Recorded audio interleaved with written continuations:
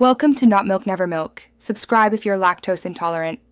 You already have a green screen clip and After Effects open. Start by importing the footage and a background plate. Create a composition that matches your camera settings so motion and scale align. This prevents later jitter. Place the green screen layer above the background.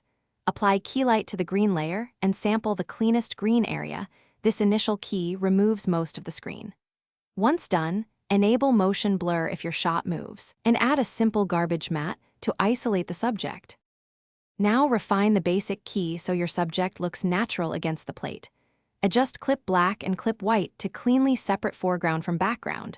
Raise clip black if you see noise, lower clip white for fine detail. Apply matte choker and refine matte to tighten edges and feather slightly to avoid harsh lines. Use a spill suppressor to neutralize green spill on skin and create a light wrap from the background to paint subtle rim light. This makes your composite believable.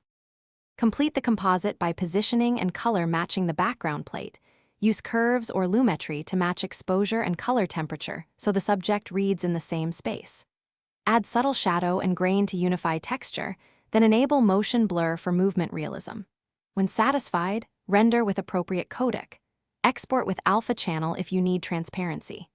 If you see green fringing, reduce screen gain or tweak clip black/white. Then run spill suppressor and slightly